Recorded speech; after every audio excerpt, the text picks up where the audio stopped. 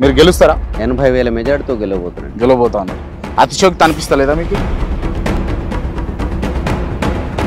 అంటే ఇప్పుడు ఇక్కడ భువనగిరిలో మీకు బీజేపీ పోటీ కాదంటారా? సమస్య లేదు. బీజేపీ గ్రాఫ్ పడిపోతుంది, మీరు వరుసగా చూడండి.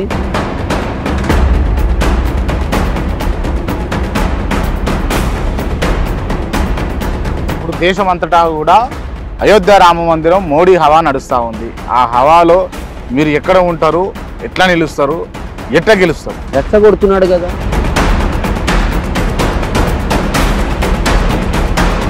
బూర Narsaiah Goud already MP candidate, ఆయన ఆల్రెడీ ఎంపీగా పనిచేసిన భువనగిరి నియోజకవర్గానికి. ఆయన మళ్ళా బీజేపీ నుంచి నిలబడతా ఉంది. సరే, ఆయనకు వ్యక్తిగతంగా అయితే ఓటు బ్యాంకింగ్ అయితే ఉంటుంది కదా. ఓటు బ్యాంక్ ఉన్నది, కానీ దీనిలో ఒక విషయం గమనించాల్సింది. ఇంత శ్రమ చేస్తూ ఉన్నారు, పొద్దున్న నుంచి సాయంత్రం వరకు, రాత్రి వరకు కష్టపడతా ఉన్నారు, 3 గంటలు నిద్రపోతామంటున్నారు కదా. ఆ శ్రమకు తగ్గ ఫలితం వస్తుందా మరి? కమ్యూనిస్టులను ఓడించాలనేటువంటి ఒక కుట్ర జరుగుతుంది. ఇప్పుడు అది కాంగ్రెస్ కానీ, బీజేపీ కానీ, బీఆర్ఎస్ కానీ వీళ్ళు చేసినటువంటి ప్రయత్నం ఏదంటే, సరే ఇప్పుడు మీ ప్రచారానికి అంతా కూడా ప్రజలు ఇస్తున్నటువంటి డబ్బేనా? మీరు సొంతంగా పెడుతుంది ఏం లేదా? నా సొంతంగా పెట్టడానికి అవకాశం కూడా లేదు. రూపాయి కూడా నేను పూర్తి కాలం నేను అదే చెప్పాను. నా నామినేషన్ ఫీజు కూడా ప్రజలు 25,000 రూపాయలు మా గ్రామంలో, మా సొంత గ్రామంలో. ఇప్పుడే కార్మిక సంఘాల నాయకులు 1,00,000 రూపాయలు ప్రకటించారు. మీరు ఇప్పటికి కూడా రెంటల్ హౌస్ లోనే ఉంటారు అని చెప్పేసి నిజమా? ఇది నిజమేనా? 97 నుండి ఇప్పటి వరకు నేను కిరాయి ఇళ్ళలో ఉంటున్నాను.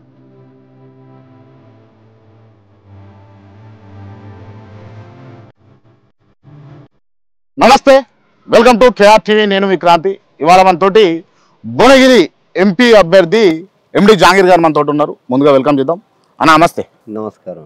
ఎట్లున్నారు? మంచిగా ఉన్నారా? బాగున్నాను. ప్రచారం ఎట్లా నడుస్తా ఉంది? ప్రచారం జోరుగా నడుస్తా ఉంది. జోరుగా నడుస్తుందని మీరు అనుకుంటారా? నిజంగా జోరుగా నడుస్తుంది? చాలా బాగా నడుస్తుందా?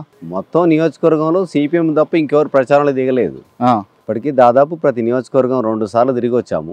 7 అసెంబ్లీ నియోజకవర్గాలు, దాదాపు ఇప్పటికి 200 పైగా గ్రామాలు తిరిగాము. ప్రజల్లో మంచి స్పందన ఉంది. ఫీల్డ్లోకి వెళ్తా ఉన్నాం. గ్రామాలు తిరుగుతున్నటువంటి అభ్యర్థిని నేను ఒక్కని మాత్రమే. మిగతా వాళ్ళు కొన్ని మండల కేంద్రాలకు వస్తున్నారు, రోడ్ షో చేస్తున్నారు, వెళ్ళిపోతున్నారు. అంటే ప్రజల్ని ముఖాముఖి కలిగేటటువంటి పరిస్థితులు మేము వెళ్తున్నాం. నేను చాలా ప్రశ్నలు అడగడానికి ఇంటర్వ్యూ తీసుకుంటామన్నా. ఏ ప్రశ్న అయినా మీరు అడగవచ్చు అని అంటేనే నేను ఇంటర్వ్యూ కొనసాగిద్దాం. అన్ని అడగండి, అన్ని అడగవచ్చు. ప్రజలకు ఉపయోగపడే అంశాలుగా ఉండాలి. ప్రజలకు అండ్ మీకు, మాకు, అందరికి ఉపయోగపడే అంశాలే అడుగుతాను నేను. తప్పనిసరిగా. రైట్. మీరు గెలుస్తారా? State question. తప్పనిసరిగా గెలవబోతున్నాం. తప్పనిసరిగా గెలవబోతున్నాం. ఎంత మెజార్టీతో? 80,000 మెజార్టీతో గెలవబోతా ఉన్నారు. అతిశయోక్తి అనిపిస్తలేదా మీకు? లేదు. ఫీల్డ్లో నేను పనిచేసినటువంటి అనుభవాన్ని బట్టి చెప్తున్నాను. నేను ప్రజల్లో ఉన్నటువంటి ఆదరణను బట్టి చెప్తున్నాను. ప్రజల్లో ఉన్నటువంటి రెస్పాన్స్ ఏమిటంటే, జనరల్గా ఈ భువనగిరి నియోజకవర్గం ఏర్పడ్డప్పటి నుంచి 3 ఎన్నికలు జరిగినాయి. ఇది 4వ ఎన్నిక. 2 సార్లు కాంగ్రెస్కి అవకాశం ఇచ్చారు. 2009లో, 2019లో కోమటిరెడ్డి బ్రదర్స్ ఎంపీలుగా ఎన్నికయ్యారు. 2014లో బూర నరసయ్య గౌడ్ గారు ఎన్నికయ్యారు. అయితే ఈ ముగ్గురు కూడా భువనగిరి నియోజకవర్గ ప్రాంతానికి చేసినటువంటి అభివృద్ధి శూన్యం. నేను అనేది అంటే, మీ సమక్షంలో వాళ్ళకు వైట్ పేపర్ విడుదల చేయండి, వాళ్ళు ఏం పనులు చేశారు మొత్తం నియోజకవర్గ అభివృద్ధి విషయంలో, ఇక్కడ ఉన్నటువంటి సమస్యల విషయంలో. అందుకే ప్రజల్లో వ్యతిరేకత ఉంది. వాళ్ళు ఏ గ్రామానికి పోయిన పరిస్థితి లేదు. మేము జనంలో మాట్లాడుతున్నప్పుడు 15 ఏళ్ల కాలంలో మా ఊరికి ఎన్నడూ రాలే అని చెప్పినటువంటి గ్రామాలు 118 గ్రామాలు ఉన్నాయి. అందుకే ప్రజల దగ్గరికి వెళ్తున్నాం, మా పని చెప్తున్నాం, మా ప్రతిష్ట చెప్తున్నాం, క్యాండిడేట్ యొక్క వాళ్ళ పనిని నా పని చెప్తున్నాను. కాబట్టి ప్రజల్లో, జనరల్ ప్రజల్లో మిగతా రాజకీయ పార్టీలు కూడా చర్చ పెట్టగలిగాం ఎన్నికల పేరుతో. అందుకే నాకు ఆ కాన్ఫిడెన్స్ ఉంది, ఎన్నికల్లో గెలవగలుగుతాం అనేటువంటి. ఇప్పుడు రాష్ట్రం మొత్తంలో చూసుకున్నా కూడా కేవలం భువనగిరి పార్లమెంట్ ఎందుకే చూజ్ చేసుకున్నది మీ పార్టీ? అసలు మిమ్మల్ని ఎందుకు చూజ్ చేసుకుంది మీ పార్టీ అంటే మీరేం చెప్తారు? భువనగిరి నియోజకవర్గం ఒక హిస్టారికల్ నియోజకవర్గం. అది ఇందులో ఉన్నటువంటి 7 అసెంబ్లీ నియోజకవర్గాల్లో 7 కూడా చారిత్రాత్మకమైనట్టు పాత్ర పోషించిన నియోజకవర్గాలు, కమ్యూనిస్టుల కేంద్రాలు ఇవి. దీంతోపాటు హైదరాబాదు రాష్ట్ర రాజధానికి చేరున్నటువంటిది భువనగిరి నియోజకవర్గం. అంటే గతంలో ఇబ్రాహీంపట్నంలో సిపిఎం పార్టీ ఎమ్మెల్యేగా 2 సార్లు చేశారు. మునుగోడు కూడా కమ్యూనిస్టుల కేంద్రం. అలాగే నకరేకల్లో 6, 7, 8 సార్లు ఎమ్మెల్యేగా చేశాం. అలాగే తుంగతుర్తి ప్రాంతంలో స్వరాజ్యం గారు, భీమిరెడ్డి నరసింహారెడ్డి గారు నిర్వహించినటువంటి పాత్ర వాళ్ళ ఎమ్మెల్యేలు ఎంపీలకు చేసినటువంటిది. అలాగే జనగాం ప్రాంతానికి వస్తే ఏసిరెడ్డి నరసింహారెడ్డి గారు.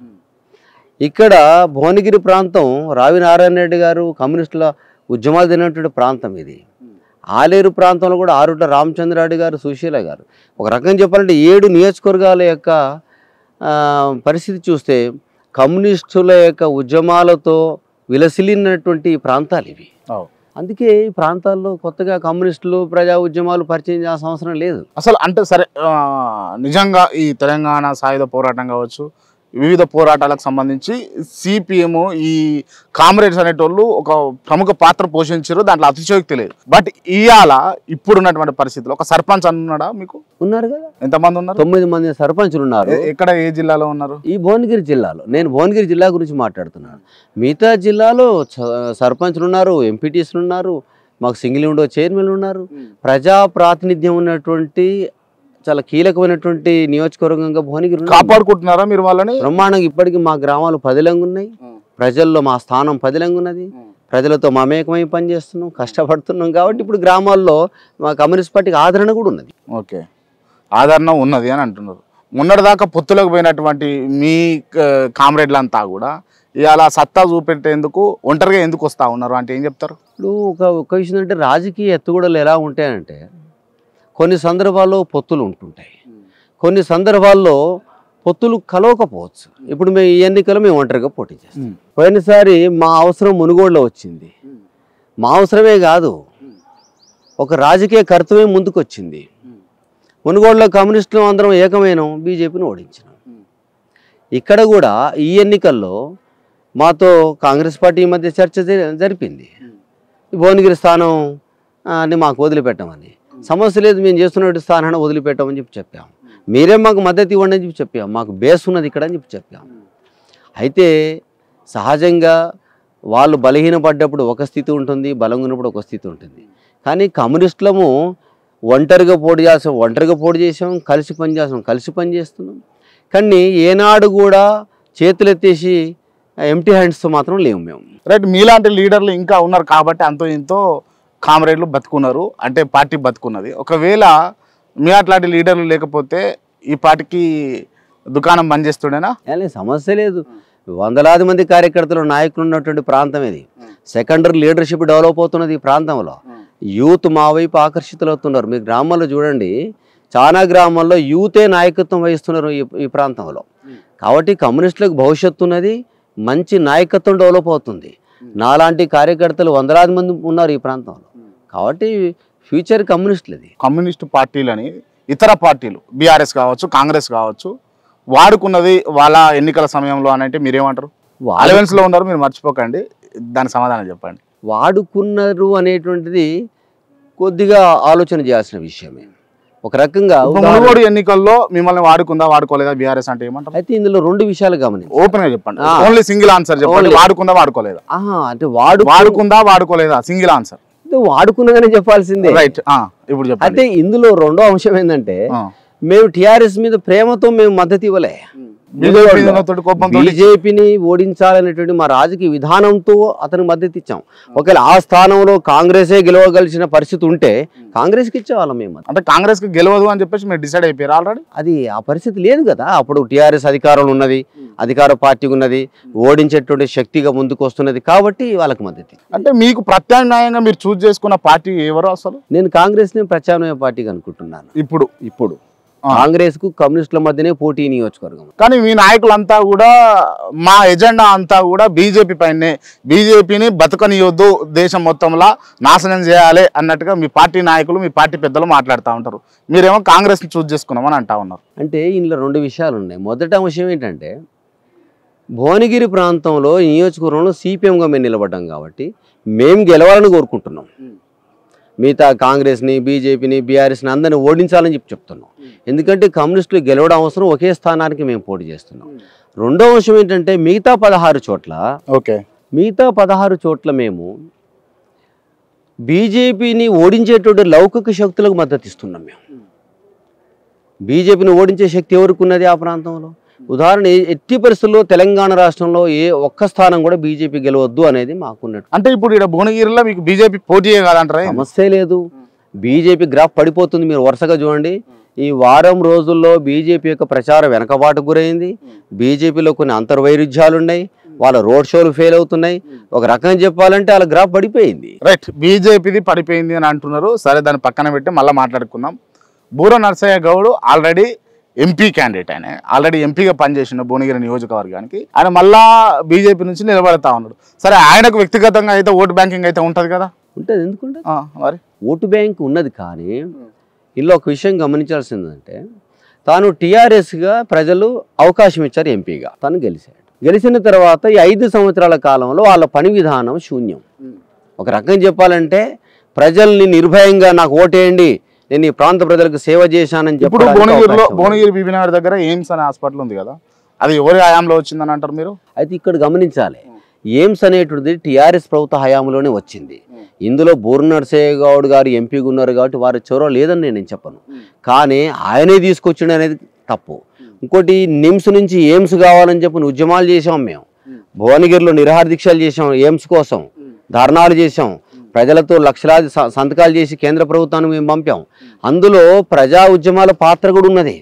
అయితే ఎంపీగా ఆ స్థానంలో ఉన్నాడు కాబట్టి తన రిప్రజెంటేషన్ ఉంది, లేదనేది కాదు. రైట్, అంటే ఏ ఉద్యమం అయినా లేకపోతే ఏ కష్టం వచ్చినా ప్రజల తరఫున అంతో కింద మొదటగా వాయిస్ వినిపించేది మీరు. మీ క్రెడిట్ అంతా ఇతర పార్టీలు వేసుకొని పోతాయి వాళ్ళ బుట్టలో అని అంటే మీరు ఏమంటారు దీనికి? ఇప్పుడు ఎక్కిపోయిస్తారా ఎక్కిపోయించారా దీన్ని? అంటే మాకున్న క్రెడిట్ మాకున్నది, మాకున్నటువంటి ప్రజల్లో మాకున్నటువంటి పలుకుబడి మాకున్నది. అయితే మా క్రెడిట్ని వాళ్ళు వాడుకోవాలని చెప్పి చూస్తే అది ప్రజా ప్రయోజనానికైతే మాకేం అభ్యంతరం లేదు.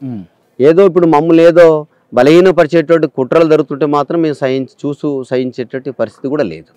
అందుకే మా క్రెడిట్ని వాళ్ళు వాడుకోవాలనుకుంటున్నారంటే అది ప్రజలకు ఉపయోగపడే విధంగా ఉంటే వాడుకుంటే తప్పేం లేదు. అంటే ప్రజలకు ఉపయోగకరం అయితే మీరు తలొగ్గడానికి కూడా సిద్ధమే అంటారు. ఇప్పుడు మాకున్నటువంటి రాజకీయ లక్ష్యం చాలా సూటిగా ఉన్నది. మా రాజకీయ లక్ష్యం మొదటిది కమ్యూనిస్టులు గెలవాలి, మొదటిది.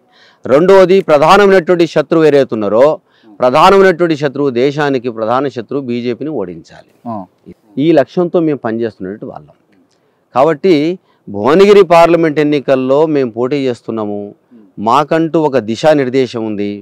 మేము ప్రజల్లో చాలా సూటిగా వెళ్తున్నాం, చాలా సూటిగా ఉపన్యాసాలు ఇస్తున్నాము, ప్రజల్ని ఆలోచింపజేస్తున్నాం. ఒక రకంగా చెప్పాలంటే అద్భుతమైనటువంటి ప్రయత్నం జరుగుతుంది భువనగిరి కాన్స్టిట్యున్సీలో. మొత్తానికి భువనగిరి అంటే ఒకే ఒక నియోజకవర్గం నుంచి పోటీ చేస్తున్న నియోజకవర్గం భువనగిరి. అందులో మళ్ళీ మైనార్టీని పెట్టడానికి వ్యూహం ఏమి ఉంది అని అంటే ఏం చెప్తారు? మైనార్టీ కాబట్టి పెట్టలేదు ఇక్కడ, ఇది మనం గమనించాలి. జహాంగీర్కు క్రెడిబిలిటీ ఉంది కాబట్టి పెట్టారంటారా? జహాంగీర్ అనేది కంటే జహాంగీర్ వెనకాల 35 సంవత్సరాల శ్రమ ఉన్నది. ఓకే, పార్టీ పూర్తికాలం కార్యకర్తను నేను పార్టీలో. కాబట్టి నేను చేసినటువంటి శ్రమ కూడా దీనికి తోడే కావచ్చు, మనకున్న వ్యక్తిగత క్రమశిక్షణ తోడు కావచ్చు, నా లైఫ్ స్టైల్ కూడా దీనికి తోడు కావచ్చు. కానీ నిర్ణయం పార్టీ కేంద్ర కమిటీది, పార్టీ రాష్ట్ర కమిటీది. సహజంగా వాళ్ళు గమనిస్తుంటారు ఎవరైతే ఎలా ఉంటారని గమనించిన పరిస్థితుల్లోనే నాకు ఈ అవకాశం వచ్చింది నేను భావిస్తున్నాను. సీతారాములు గారు మీ పేరు అనౌన్స్ చేసినప్పుడు మీకున్నటువంటి భావోద్వేగం ఏంది? మీరేం ఫీల్ అయ్యారు? రాష్ట్ర పార్టీ ప్రకటించినప్పుడు నేను వాస్తవంగా చెప్పాను, నేను ఒక పెద్ద బాధ్యత పెట్టింది రాష్ట్ర పార్టీ నాపై, దీన్ని ఎట్లా సక్సెస్ చేయాలనేటువంటి ఆలోచనలో ఉన్నాను నేను. సహజంగా ఎవరైనా క్యాండిడేట్ ప్రకటిస్తే హ్యాపీగా ఫీల్ అవుతుంటారు. ఇది విప్లవ కర్తవ్యం కాబట్టి పర్సనల్ కాదు నాది, ఇది పార్టీ నాపై పెట్టినటువంటి బాధ్యత. అది దాన్ని నేను ఏ మేరకు క్యాండిడేట్గా దాన్ని ముందుకు తీసుకుపోగలుగుతున్నటువంటి తపనతో ఉన్నాను నేను. ఒక రకంగా ఆందోళన, ఒక రకమైనటువంటి భయంతో ఈ ఎన్నికల్లో మ్యాక్సిమం ఆరోగ్యాన్ని కూడా లెక్క చేయకుండా కనీసం రోజుకు 3.5-4 గంటల కంటే ఎక్కువ నిద్రపోతలేము, విస్తృతమైనటువంటి శ్రమ చేస్తున్నాం. నేను అదే చెప్పాను, నేను ముందు ఏ అభ్యర్థి తిరగట్లేదు. అందుకే ఆ రకంగా నా పార్టీ ప్రతిష్టను కాపాడడం కోసం ఎన్నికలు నేను నిలబడ్డాను. ఇంత శ్రమ చేస్తా ఉన్నారు, పొద్దున్న నుంచి సాయంత్రం వరకు, రాత్రి వరకు కష్టపడతా ఉన్నారు, 3 గంటలు నిద్రపోతామంటున్నారు కదా, ఆ శ్రమకు తగ్గ ఫలితం వస్తుందా మరి? అయితే ఫలితం కోసమే ఆ ప్రయత్నం. అయితే ఇందులో 2 విషయాలు ఏంటంటే, మొదటిది ఎన్నికల్లో కమ్యూనిస్టులను ఓడించాలనేటువంటి ఒక కుట్ర జరుగుతూ ఉంది. ఆ కుట్ర ఏమిటి? ప్రధానంగా ఎన్నికల్లో గెలవడానికి అవకాశం లేనటువంటి వాళ్ళు, ఇప్పుడు అది కాంగ్రెస్ కానీ, బీజేపీ కానీ, బీఆర్ఎస్ కానీ, వీళ్ళు చేసినటువంటి ప్రయత్నం ఏంటంటే డబ్బుతో, ప్రధానంగా డబ్బును ప్రయోగిస్తున్నారు, కులాన్ని ప్రయోగిస్తున్నారు, మందు పోస్తున్నారు, మతాన్ని ప్రయోగిస్తున్నారు. ఈ 4 అంశాల చుట్టూ వాళ్ళు తిరుగుతున్నారు. సహజంగా వాళ్ళు ఏమనుకుంటున్నారంటే సిపిఎం వాళ్ళు తిరుగుతున్నారు, తిరగనియండి, 3-4 రోజులు మార్చేద్దామని చెప్పి అనుకుంటున్నారు. అంటే 3-4 రోజులు జనానికి డబ్బులు ఇవ్వచ్చు, ఏదో గందరగోళం చేద్దాం అనుకుంటున్నారు. నేను అదే చెప్తున్నాను, ఎన్నికల్లో ఈ 4 ప్రయోగాలు జరుగుతాయండి, ప్రజలారా కాస్త జాగ్రత్తగా ఉండండి. ఈ 4 అంశాల్లో ఈ 4 అంశాలను కూడా మేము వాడమని చెప్పి చెప్తున్నాను. నేను ఈ 4 అంశాలకు సంబంధించి నేను మీ సమక్షంలో ప్రజలకు విజ్ఞప్తి చేసేది అంటే, ఒకసారి అభ్యర్థులను కూర్చోబెట్టండి. ఇక్కడ మా 4 పిలిపేయండి, సిపిఎం, బీజేపీ, బీఆర్ఎస్, కాంగ్రెస్. ఈ 4 అంశాలు మేము వాడమని చెప్పి చెప్పమనండి. డబ్బు కానీ, మందు కానీ, కులాన్ని కానీ, మతాన్ని కానీ, ఈ 4టికి మేము దూరం. ఇప్పుడు అవి వాడము అని చెప్పేసి మీరు బల్లగుద్ది చెప్పగలుగుతారా? ప్రమాణం చేసి చెప్పగలుగుతారా? ప్రమాణం కాదు, నేను ప్రజల సాక్షిగా చెప్పగలుగుతున్నాను. నేను ప్రజల్లో నా వాయిస్ని అద్భుతంగా వినిపించగలుగుతున్నాను. ఇంకోటి ఏంటంటే, మా దగ్గర డబ్బు లేదు, నా పార్టీ దగ్గర డబ్బులు లేవు. రెండోది, కుల మత కులాలు మతాలు వ్యక్తిగతమైన అంశాలు. అవి వ్యక్తిగతమైన అంశాలని దాని సమాజం మీద బలవంతంగా రుద్ది ఒక కులాన్ని, ఒక మతాన్ని ఇబ్బందులు పెట్టేటటువంటి విషయంలో మేము వ్యతిరేకంగా ఉన్నాం. ఇప్పుడు అంటే డబ్బు లేకుండా ప్రచారం చేయడం కావచ్చు, రాజకీయం చేయడం కావచ్చు, ఒక పోటీలో నిలబడడం అనేది చాలా కష్టమైనటువంటి, క్లిష్టమైనటువంటి ప్రక్రియ.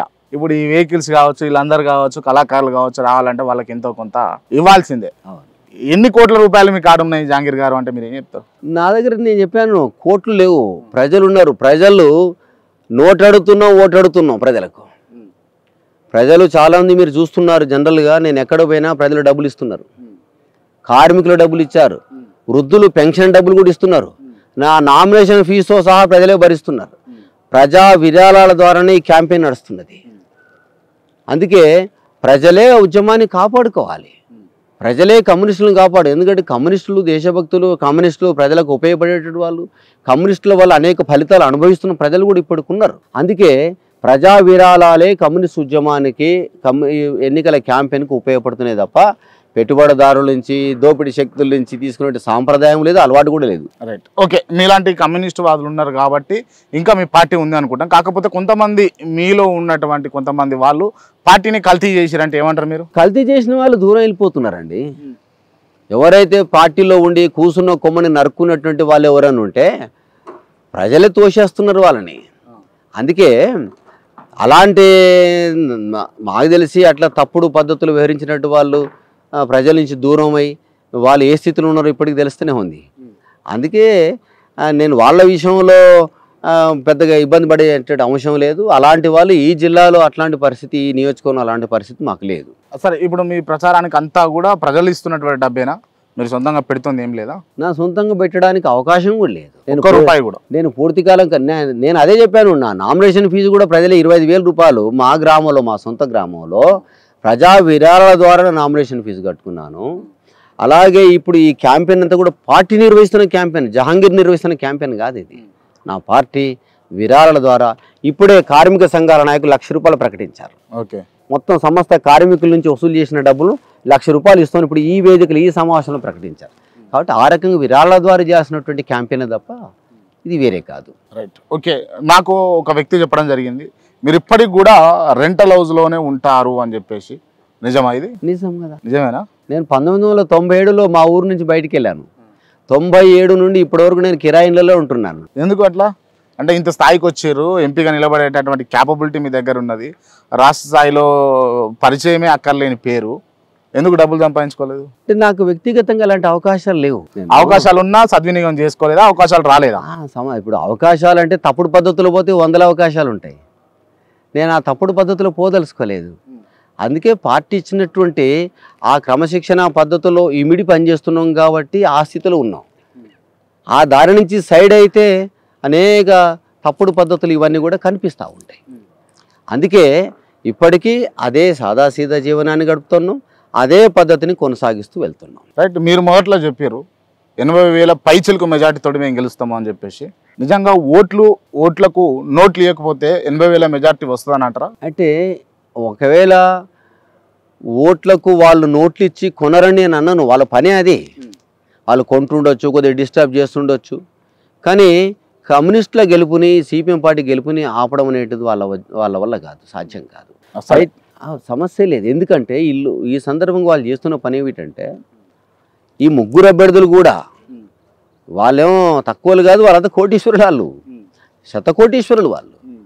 కాబట్టి కోటాను కోటి రూపాయలు సంపాదించి జనంలో పంపడము, ఓట్లు రాబట్టుకోవడం, ఆ మందం మభ్యపెట్టే ప్రయత్నం చేస్తున్నారు. మేము ప్రజలకు మా విజ్ఞప్తి ఏమిటంటే ఆ మాయలో పడకండి. వీళ్ళ సంగతి ఏందో చూసినాం. వీళ్ళకి ఎంపీలకు అవకాశం ఇచ్చారు, లేకపోతే ఫెయిల్ అయిపోయారు జనంలో. అలాంటి వ్యక్తులకు అవకాశం ఇవ్వడం వల్ల దేశ భవిష్యత్తుతో పాటు మొత్తం నియోజకవర్గాల భవిష్యత్తు కూడా నష్టం జరుగుతుంది. అందుకే ఈసారి 4వ ఎన్నిక భువనగిరి నియోజకవర్గానికి. ఈ ఎన్నికలు సిపిఎంకి అవకాశం అని చెప్తున్నాం. మేము ప్రజలు మీకు ఎందుకు ఓట్లు వేయాలి? అసలు ఎందుకు ప్రజలు మీకు ఎందుకు ఓట్లు వేయాలి? మేము చేసినటువంటి శ్రమ ఉంది. ప్రజలు మీకు ఎందుకు ఓట్లు వేయాలి? భువనగిరి నియోజకవర్గంలో మా పార్టీ నిర్వహించినటువంటి పాత్ర సామాన్యమైన పాత్ర కాదు. ఇప్పటి నుంచి కాదు, పూర్వకాలం నుంచి కూడా మొత్తం తెలంగాణ సాయుధ రైతాంగ పోరాటంలో 10 లక్షల ఎకరాల భూములు పంచితే ఈ భువనగిరి నియోజకవర్గ ప్రాంతంలో 4 లక్షల ఎకరాల భూములు పంచారు ఆనాడు కమ్యూనిస్టులు. ఆనాటి నుండి నేటి వరకు కూడా అవే ప్రజా సమస్యలపై ప్రజా ఉద్యమాలు చేస్తూ ప్రజలతో మమేకమవుతూ, అంతెందుకండి ఇప్పటివరకు 10 ఏళ్ల కాలంలో గజం జాగ ఇచ్చినట్టు పరిస్థితి లేదు. కానీ మేము సిపిఎం పార్టీగా మేము ఇప్పటికీ ప్రజల గుడిసెలు వేయించాం. ఆ గుడిసెల మీద ప్రజలు ఉన్నారు, ఇంటి జాగాలు ఇస్తున్నాం, మేము కార్మికుల సమస్యల మీద పోరాడుతున్నాం. ఈనాడు మొత్తం అంతెందుకండి ఇప్పుడు గ్రామాల్లో ఒక గ్రామ పంచాయతీ వర్కర్ని అడగండి, ఆయనకు వస్తున్నటువంటి వేతనం వెనకాల ఎవరి కృషి ఉంది? కమ్యూనిస్టుల ప్రయత్నం ఉంది, సిపిఎం పార్టీ పోరాటం ఉన్నది.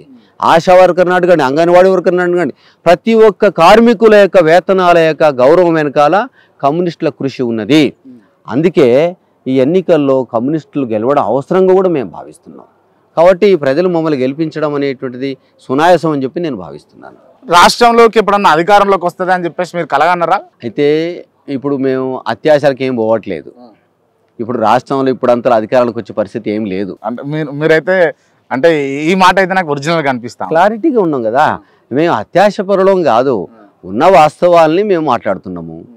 ఇప్పుడు దీని రావాలన్న కోరిక ఏమైనా ఉందా? రావాలన్న కోరిక బ్రహ్మాండంగా ఉన్నది. ఇప్పుడు కమ్యూనిస్టులము ప్రజలకు సేవ చేస్తూనే రాజ్యాధికారం కోసం కూడా పోరాడుతున్నాం మేము. ఎందుకంటే ఈ దోపిడీ శక్తుల చేతిలో రాజ్యం ఉన్నది, దాని నుంచి లాగి ఆ స్థానంలో కమ్యూనిస్టులు ఉంటే సామాన్య ప్రజలకు, రైతాంగానికి, మొత్తం సమస్త ప్రజలందరికీ కూడా ఉపయోగపడే అవకాశం ఉంటుంది. కాబట్టి ప్రజల నుంచి దోపిడీ నుంచి ఆ విముక్తి చేయాలంటే కమ్యూనిస్టుల అధికారంలోకి రావాల్సిందే. రావడం కోసమే మా ప్రయత్నం.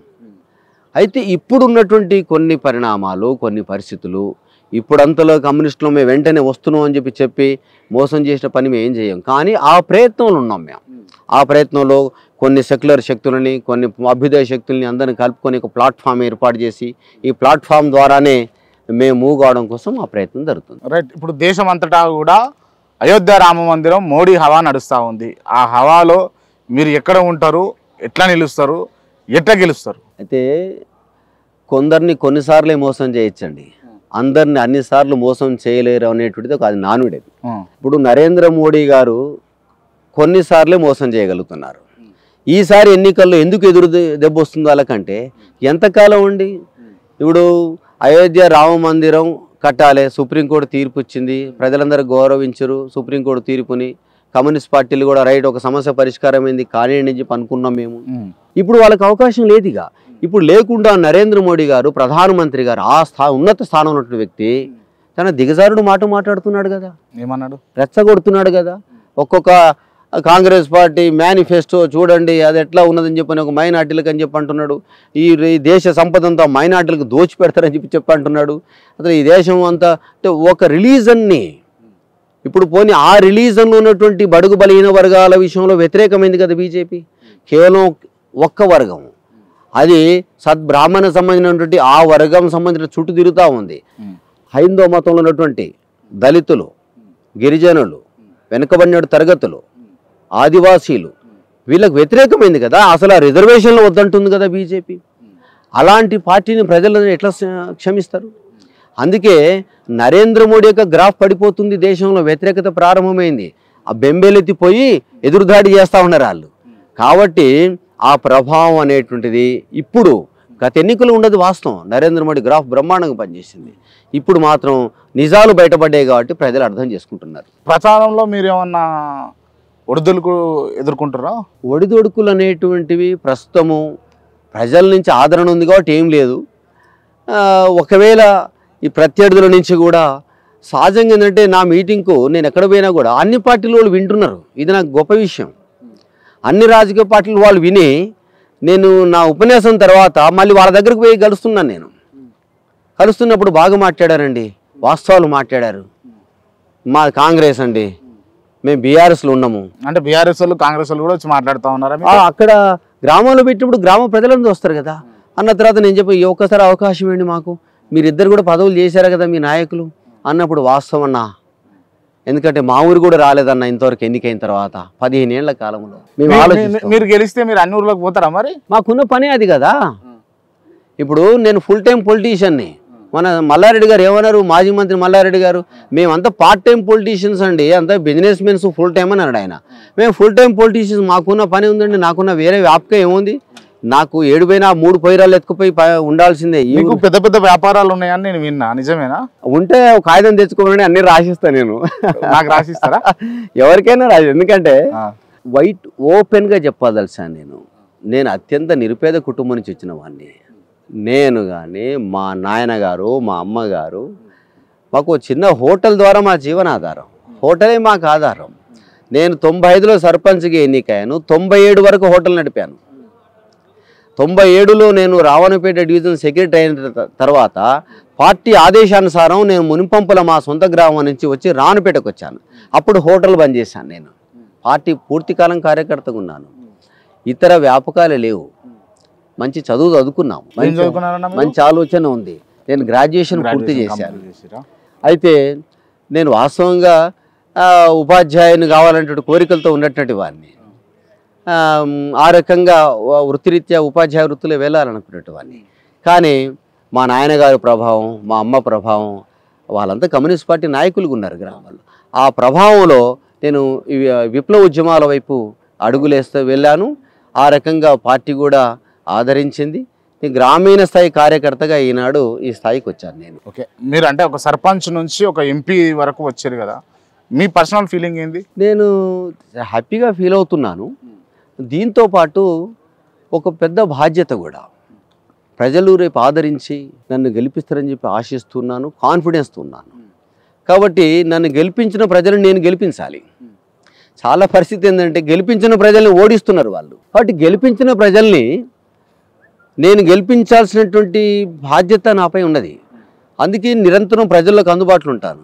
నేను అదే చెప్తున్న ప్రజలకు, నేను గెలిస్తే ఢిల్లీలో ఉండా, నేను గెలిస్తే గల్లీలో ఇక్కడే ఉంటాను. నేను గల్లీ సమస్యలు తెలిసినట్టు వాడిని. వాళ్ళు గెలిస్తే ఢిల్లీలో ఉంటారు అంతే. ఎందుకంటే ఈరోజు ఒక ఎమ్మెల్యేని గెలవాలంటే సామాన్యుని గెలలేకపోతున్నారు. అవును, ఎక్కడుంటాడండి ఎమ్మెల్యే పోయి హైదరాబాద్ ఉంటాడు. సామాన్యుడు దరఖాస్తు తీసుకొని పోవాలంటే ఎంత కష్టం అవుతుంది. కాబట్టి నన్ను ఏడికి రమ్మని ఆడికి వస్తాను, ఇక్కడ కింద కూర్చొని మాట్లాడను మాట్లాడతాను. గెలిచేంత వరకు ప్రతి రాజకీయ నాయకుడు చెప్పే మాటలే ఇవి అని నేనంట. ఇది బూర్జా పార్టీలకు సూట్ అవుద్ది మీ మాట, కమ్యూనిస్టులకు సూట్ కాదు. ఎందుకంటే మేము కమ్యూనిస్టులము, ఉద్యమాల నుంచి వచ్చినట్టు వాళ్ళం కదా. ప్రజల్లో తిన్నట్టు వాళ్ళం, అక్కడే పడుకున్నట్టు వాళ్ళం, కష్టాలు ఎదుర్కొన్నట్టు వాళ్ళం. చెమట యొక్క దాని యొక్క వాసన ఏదో తెలుసు మాకు, దాని యొక్క కష్టం తెలుసు. చెమటను ప్రేమించే వాళ్ళం కదా మేము, మట్టి మనుషులం కదా. మరి అలాంటప్పుడు వాడేం కోటీశ్వరుడు కదా. కోటాను కోటీశ్వరులకు ప్రజల బాధలు ఏం తెలుస్తాయండి. కాబట్టి కమ్యూనిస్టులము ఏదైతే మాట చెప్తామో మాట మీద నిలబడే వాళ్ళం మేము. రైట్. ఒకవేళ భువనగిరి ప్రజలు మీకు నమ్మి ఓట్లేసి మిమ్మల్ని గెలిపిస్తే మీరు ఏం చేస్తారు? ఈ ప్రాంతంలో అత్యంత కీలకమైనటువంటి మౌలిక సమస్యలు ఉన్నాయి. మొదటి సమస్య సాగునీటి సమస్య ఉంది. ఈ ప్రాంతంలో సాగునీరు, నీళ్లు లేక ఈ ప్రాంతం అంతా కరువులో వెళ్తూ ఉంది. అందుకే సాగునీటి సమస్యని సాధించడమే నా ధ్యేయం, మొదటి అంశం. రెండోది మూసీ ప్రక్షాళన చేయాలని చెప్పనే విషయంలో మేము ఇప్పటికీ పోరాడుతూనే ఉన్నాం. మూసీని శుద్ధి చేయాలి. ఇందులో కేంద్ర ప్రభుత్వం యొక్క సహకారం అవసరం. కేంద్రం వివక్షత చూపిస్తూ ఉంది తెలంగాణ మీద. చూడండి, గంగా నది శుభ్రం చేయడానికి 20,000 కోట్ల రూపాయలు ఇచ్చింది కేంద్ర ప్రభుత్వం నిధుల నుంచి, జలశక్తి అభియాన్ నుంచి. మూసీకి 360 కోట్లు ఇచ్చింది. ఎప్పుడు ఇచ్చారండి? వాజ్పేయి గారు ప్రధానమంత్రి ఉన్నప్పుడు ఇచ్చారు 360 కోట్లు. ఇప్పటివరకు ఒక పైసా ఇయ్యలే మూసీకి. మరి తెలంగాణది వివక్షత కదా. అందుకే మూసీ ప్రక్షాళన చేయడము, మూసీని శుద్ధి చేయడంతో పాటు ఈ ప్రాంత ప్రజలకు గోదావరి జలాలు తెప్పించడం నా బాధ్యత. అందుకే గోదావరి జలాల సాధన కోసం నేను పోరాడతాను. అలాగే విద్య విషయంలో, వైద్యం విషయంలో, మౌలిక వసతుల విషయంలో ప్రజలకు అందుబాటులో ఉంటాను. ఆ రకంగా ప్రజా సమస్యలే నా ఎజెండాగా పనిచేస్తాను. అండ్ ఇంటర్వ్యూ ముగించే ముందు నేను ఒక సెంటెన్స్ చెప్తా, ఆ సెంటెన్స్కి సంబంధించి మీరు సే ఎస్ఆర్ నో సింపుల్గా చెప్పండి. కమ్యూనిస్టు పార్టీలు అమ్ముడు పోయినాయి. లేదు, తప్పుడు మాట అది. కమ్యూనిస్టు పార్టీలు అమ్ముడు పోబోతున్నాయి. తప్పుడు మాట, ఊహించడానికి కూడా అవకాశం లేదు ఆ మాటని. కమ్యూనిస్టు పార్టీలను ఇతర పార్టీలు వాడుకుంటాయి. సమస్య లేదు, మేము వాడుకోవడానికి మేము ఏమన్నా వస్తువులం కాదు కదా. మాకంటూ నిర్ణయాలు, మాకంటూ పద్ధతి ఉంది. మా పద్ధతికి భిన్నంగా వాడుకోవడానికి అంత అవకాశం ఇవ్వం కదా మేము. మా నిర్ణయాలు మేము మార్చుకుంటే తప్ప, మా నిర్ణయాలు చాలా కఠినమైన నిర్ణయాలు, ప్రజలకు ఉపయోగపడిన నిర్ణయాలు. మామూలు ఏదో వాడుకోవడానికి మేము అంగట్లో సరుకులం కాదు కదా మేము. రైట్. ఇప్పుడు కేసీఆర్ గారు గత 10 ఏళ్ళు రాష్ట్రాన్ని ఏలినారు, ఓడిపోయినారు. మొన్న ఓడిపోయిన తర్వాత సింపతి ఉన్నది. ఆ సింపతి తోటి ఎంపీ అభ్యర్థి అయిన క్యామ మల్లేష్ను గెలిపిస్తే అన్న ఆలోచనలో బొనీరు ప్రజలు ఉన్నారు అని అన్నది వినిపించింది. మీరు ఏమంటారు దీనికి? పాపం క్యామ మల్లేశం గారిని బలి చేస్తున్నారండి. ఎందుకంటే టీఆర్ఎస్ శ్రేణులన్నీ లూజ్ అయిపోయినాయి, బలహీనపడ్డాయి. ఎందుకంటే అధికారం పవర్ పార్టీస్ కదా అవన్నీ. ఇంకోటి ఏంటంటే టీఆర్ఎస్కున్న బలహీనత ఏమిటంటే నిర్మాణం లేదు. అది కేసీఆర్ పార్టీకి మారింది తప్ప గ్రామీణ కమిటీలు లేవు, మండల కమిటీలు లేవు, ప్రజలందరూ ఓన్ చేసుకోలేదు దాన్ని. మీరు చూడండి, ఇంత తొందరగా కుప్పగూలిపోయింది టీఆర్ఎస్. తొందరగా 10 ఏళ్ళు పట్టింది. 10 ఏళ్ళు లేదు. ఆ 10 ఏళ్ళు అధికారం ఉన్నారు. ప్రజా ఆదరణ కోల్పోవడానికి 3-4 నెలల కాలంలోనే టీఆర్ఎస్ పార్టీ ఇంత బలహీన స్థితికి వస్తుందని చెప్పి ఊహించాలి ఎవరు కూడా. ఆ పార్టీ నుంచి మల్లేశం గారు పోటీ చేస్తున్నారు. కాబట్టి వాళ్ళు కూడా అనుకుంటున్నారు ఏదో వంతుకు పోటీలో పెట్టినామని చెప్పి అనుకుంటున్నారు. కాంగ్రెస్ అభ్యర్థిని ఏమనుకుంటున్నారు మీరు? కాంగ్రెస్ అభ్యర్థి గురించి మీరు? కాంగ్రెస్ అభ్యర్థి గురించి వాస్తవంగా అతనికి ప్రజా సమస్యలు తెలియవు, ప్రజలతో మాట్లాడేది తెలియదు, దీనిపై అవగాహన లేదు. అతని దగ్గర ఉన్న ఒకటే మెరిట్ ఏంటంటే డబ్బు. మిగతా ఏ మెరిట్స్ లేవు అతని దగ్గర.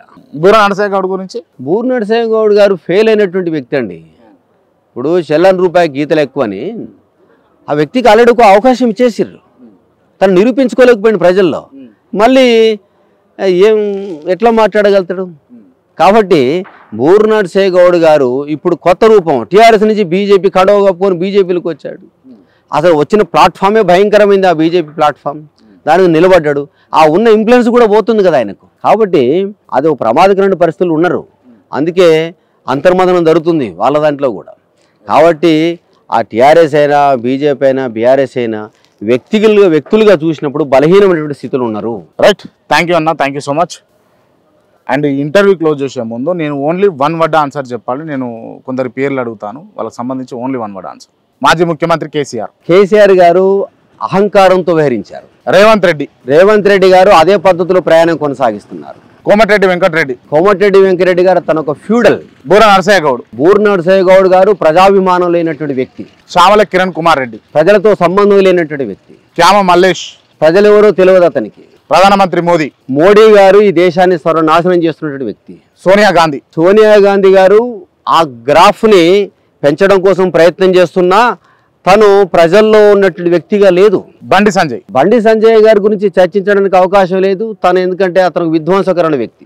ధర్మపురి అరవింద్ గారి గురించి మనం చర్చించుకోవడానికి కూడా అవకాశం లేదు. ఎందుకంటే అంత బలమైనటువంటి వ్యక్తి కాదు అతను. ఒక రకం చెప్పాలంటే ఒక అనార్కిక్ లక్షణాలు ఉన్నట్టు వ్యక్తి. కల్వకుంట్ల తారక రామారావు గారు కొన్ని క్యాపబిలిటీస్ ఉన్నా తాను కూడా తండ్రిలాగా అహంకారపూరితంగా వ్యవహరిస్తున్నాడు. కల్వకుంట్ల కవిత గారి గురించి ప్రస్తుతం జైలు ఉన్నారు కాబట్టి ఆ చరిత్ర ప్రజలందరూ చూస్తున్నారు.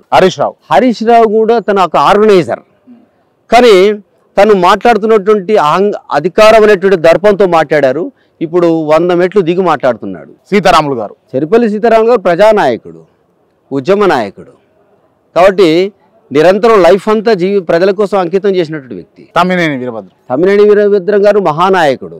వీరభద్రం గారు తనకు అనేక కష్టాలు వచ్చినా, తన తండ్రిని శత్రువులు చంపినా కూడా తన ఉద్యమంలో అదే ప్రజల్లో ఉంటూ ఒక ప్రజానాయకుడు వెళుతున్నటువంటి మహామనిషి.